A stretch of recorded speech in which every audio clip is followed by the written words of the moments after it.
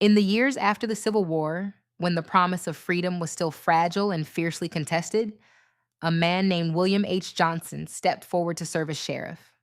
His story, like so many Black lawmen of Reconstruction, was not preserved in photographs or long biographies, but the records that remain tell us something powerful.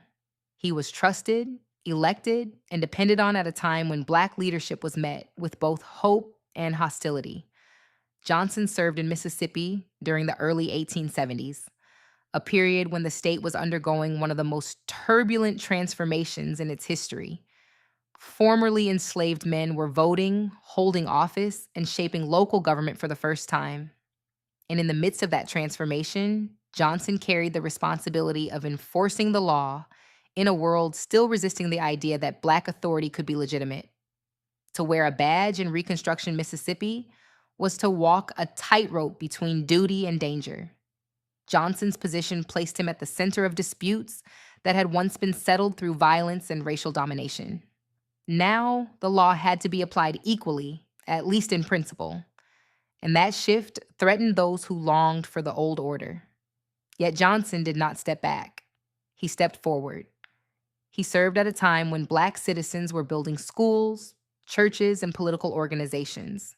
They were registering to vote in numbers that reshaped the political landscape, and every one of those gains needed protection.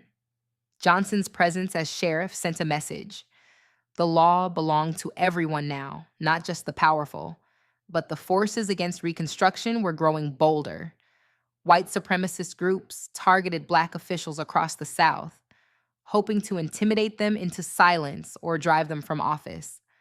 Sheriffs like Johnson faced threats that rarely made it into official reports. The danger was constant and the stakes were high. Still, Johnson carried out his duties.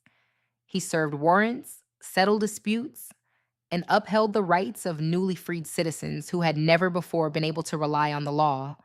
His work helped stabilize communities that were trying to rebuild from the ashes of slavery.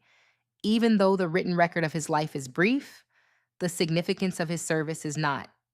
Every Black sheriff of Reconstruction stood as a symbol of what America could become, and a reminder of how fiercely some fought to prevent that future.